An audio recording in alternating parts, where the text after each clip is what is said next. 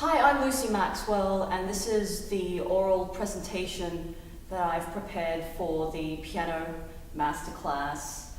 And I chose in particular to discuss the work Iberia by Albéniz, Spanish composer. I feel truly within my heart that this is excellent repertoire that is really quite underappreciated and relatively undiscovered, with the notable pianists who have discovered it, the likes of Andre Hamlin, of Rubinstein, Margaret Long, and of course Alicia Della Rocca. We all perhaps are of the same viewing that Iberia really should be placed in the mainstream of piano literature, alongside Bach, Mozart, Beethoven, Schumann, Liszt, Ravel, and you name it.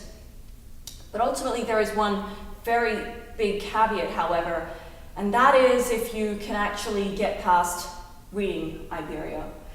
And if anybody here wants a sight reading challenge or exercise, I dare you to try reading Iberia. You will be thrown into this abyss like an Alice in Wonderland. You're in a complete labyrinth. You will inevitably stumble and fall, and your mind will be befogged and confused. For instance, with the piece that I've been learning, Lavapiés, it's in D flat major. I've got extreme key signatures already, yet Albéniz is still forever doubling the flats while chromatically raising others in the same chord. And ultimately, I was very confused when I learnt this. He's really the only composer that I've come across who's calling out for a hand-on-hand technique that I've never seen before. I personally call it the butterfly hand, where he asks for one hand to be on top of each other, and constantly we will change positions, and he's still expecting you to drive a theme which will be stuck in the middle of your hands. It's very gnarly, and it's very hard to overcome, let alone memorize. He also expects you to bring out a level of texture, which is perhaps quite a unique concept, as well as very rich musical expressiveness. So these are all elements of Albéniz's Iberia that make it very challenging pianistic repertoire. For those of you unfamiliar, Iberia is a set of 12 jewel-like pieces where each and every piece without exception is exquisitely stunning, at least to my ears. Each piece has its own strong character. Each piece has a bite to it. Each piece is rich, exotic, and luscious, each its own gem. And did I say technically challenging? Iberia is really the godfather of the modern Spanish school. The only thing that can even resemble it next would have to be Goyescas, which is a work by another Spanish composer called Enrique Granados, which I also recommend you look up. Another fantastic work, very different in style to Iberia. But ultimately, Iberia is the sine qua non of the modern Spanish school. Messiaen, the French composer, called Iberia the wonder for the piano. It is perhaps on the highest place among the more brilliant pieces for the king of instruments. Out of all the composers who I have studied upon, Albéniz perhaps is one of the most intriguing, because he has a very non-orthodox life story. And I really want to pay attention to this, because in order to appreciate his music, you really need to get an understanding of where his mind and life was, where was his headspace, because without understanding his biography, you can really ultimately reduce it to something that's perhaps intellectually strange, or I really cannot understand this music, it's too complex. Albéniz was born in Spain. He was a brilliantly endowed child with gifts comparable to the young Mozart. He gave a public concert at the age of 4. He passed the entrance exams to the Paris Conservatoire at the age of 6. He was a reckless kid. His father called him crazy, and he was known at the time to throw a ball through one of the mirrors of the Paris Conservatoire, which ultimately postponed his admittance there. At the age of 9, he ran away from home to a series of adventures that took him from the streets of Buenos Aires to the waterfront saloons of New York, where he improvised and he played popular crowd pleasers and stunts such as playing with the back of his hands to the keys, playing with his back to the keyboard as well. If any of you have watched the film Amadeus, which portrays the young Mozart as a reckless kid, by all means, Albéniz was very much the same. He basically found a surefire way to make money through these audience-pleasing stunts. But aside from that, it was also known that he improvised on pieces in the style of Chopin and Liszt and Schumann. He improvised so well that the audience actually thought there was some kind of deception going on, and they actually would assume that they were genuine works by these composers. So at the age of 14, Albéniz took all the money that he had earned from these concerts. He went to Europe. He arrived first in London, then went to Leipzig. He enrolled in the conservatory, studied, got bored, returned to Spain at the ripe old age of 15. This daring fling somewhat ended when the King of Spain offered him a salary, and he settled down to do some serious work at the Brussels Conservatory, and he studied counterpoint and fugue. He was one of the youngest students, probably the youngest student there, and he actually won first prize with distinction in piano, where he played to a jury consisting of Antoine Rubinstein and Hans von Bülow, and this was in 1878. Albéniz then made some preparations towards achieving his next life goal, and that was to study with Franz Liszt. By that time, he was aged 20, and historians have actually found Albéniz's diary entry, where he wrote, "I have visited Liszt. He received me in the most amiable manner. I played 2 of my etudes and a Hungarian rhapsody. To all appearances, he was much pleased with me, especially when I improvised a complete dance on a Hungarian theme which he gave me. He asked me all sorts of questions about Spain, my parents, my religious opinions, and finally about music in general. I told him quite frankly that I gave no thought to any of those things, which seemed to please him. I am to return the day after tomorrow." Albéniz supposedly went with the aging Liszt to Rome and Budapest.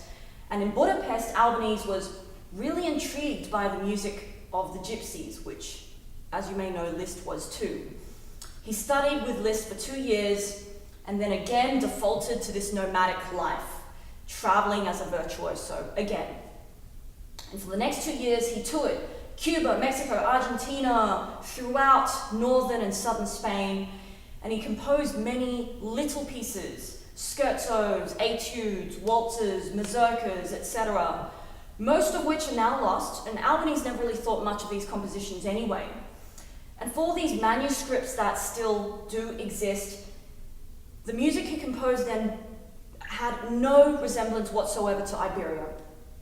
And nothing in Albéniz's early work had led anyone to expect from him the music of Iberia that he ultimately created, which is complex, which is muscular, and extremely difficult.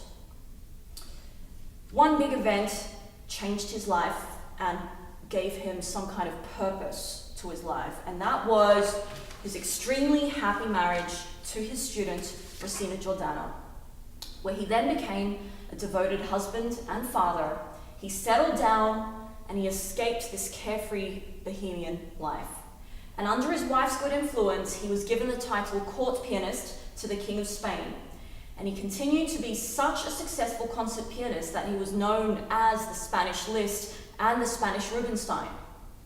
He toured throughout Europe, including Scotland, Belgium, Germany, Austria, Hungary. He was really popular in London, with a review that stated, "Albéniz is one of the best pianists that we have heard since Liszt."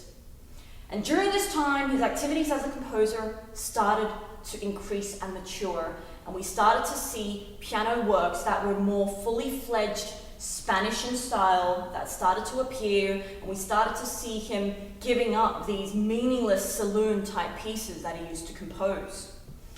And then ultimately he settled permanently in Paris with his family.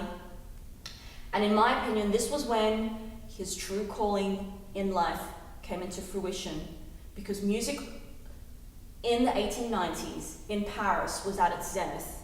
And it was a time when Fauré, when Debussy, Dukas, they were all active.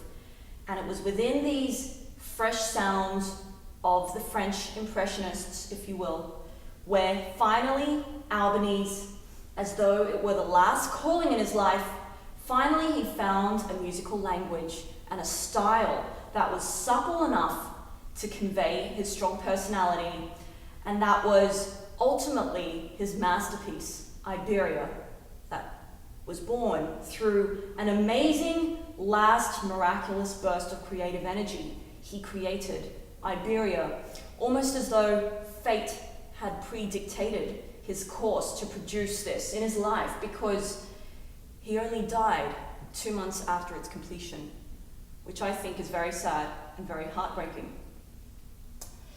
And when you look over Albéniz's dramatic, flamboyant, colourful life, it explains better his music. This music that perhaps at first sight might seem unintelligible to you, but as you get to listen to it, you realize these hand-on-hand clusters are perhaps a result of his fluid, intuitive improvisation, his complex counterpoint, and his Lisztian style of grandeur. He had the physicality of, for example, the pianist Volodos. He had this huge, big, wide, masculine physicality, and in turn he composed music that was very muscular, that was very demanding, and physically demanding too, and yet interweaved with these gypsy-like melodies, what we call the Andalusian idiom. Andalusian referring to this kingdom of southern Spain and its unique native flavor that he really tried to bring out, that essence of his home country.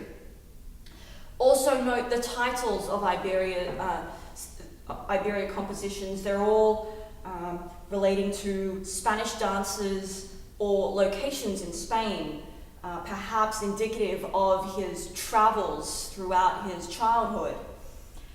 And there is clearly a dichotomy between the young adventurer Albéniz, who stirred the plebeian crowds throughout Spain, and then this bourgeois Parisian that he ultimately became.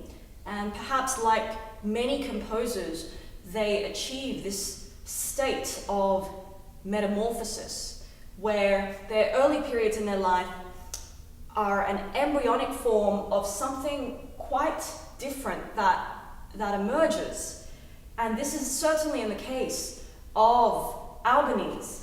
And when he became part of this Parisian elitist group, he really transformed, and perhaps he was starting to become quite ashamed of his Spanish heritage.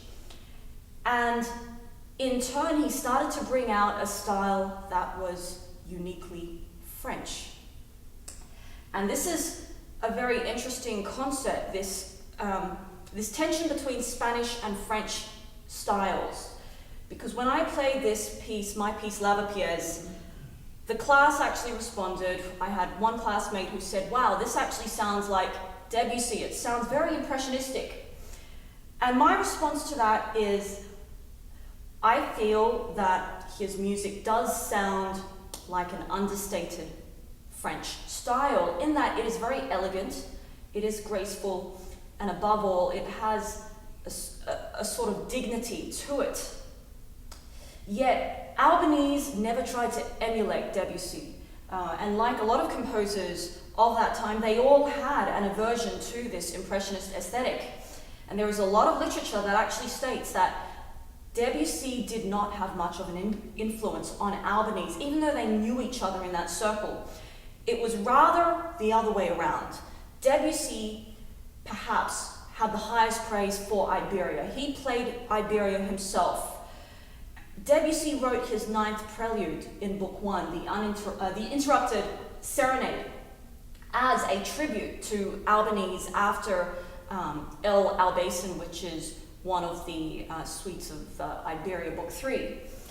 And when I actually found this recording of Debussy's prelude on YouTube, I found a few comments that actually said, wow, this sounds like Albéniz. And my case in point, Debussy was perhaps very much inspired by Albéniz. He wrote several Spanish-inspired pieces. He actually wrote his own Iberia too. And therein lies the question, ultimately, of what is the stylistic position of Iberia? Is it romantic? Is it modern? Is it dissonant? Is it French, Spanish, impressionistic? I say all of the above. It is an understated French style. It is quasi-impressionistic. It is definitely Spanish nationalistic. Yes, it has late romantic traits. For example, he always has these clusters of sound that surround a simple nucleus. It is very lyrical. And this impressionist sound that many people comment on is really a compositional technique he used that was very appropriate to evoke the Andalusian essence and these gypsy melodies that he brought out perhaps from his influence from Liszt. And with Iberia, there is ultimately a lack of symbolism, and that is what makes it arguably non-impressionistic too. There are strong climactic moments as well, climaxes that he takes forever to build up. For example, in El Polo, one of my favorite suites of Iberia, and then climaxes that just last for such a long time that you wonder when is this climax going to resolve. For example, in Lavapiés, where I play the first theme, it lasts for minutes on end. So to me, Iberia is on a league of its own. It has a very unique sound that I have yet to hear any contemporaries of Albéniz even resemble. And perhaps something that sums up Albéniz and Iberia is a first-hand glimpse into this Parisian life, which I quote from Arthur Rubinstein, who stated, "The group of composers at the Musical Society in Paris circa 1905 was sometimes joined by a fat little man with a round face, a black beard, and an up-curled moustache. He was a Spaniard, a jovial fellow, whose eyes had a charming, smiling twinkle. We loved his stories, which made us scream with laughter. I did not know his name. A few years later, Ducas presented to me a copy of Iberia, a Spanish composition whose author, he said, had recently died. It was Isaac Albéniz." Thank you.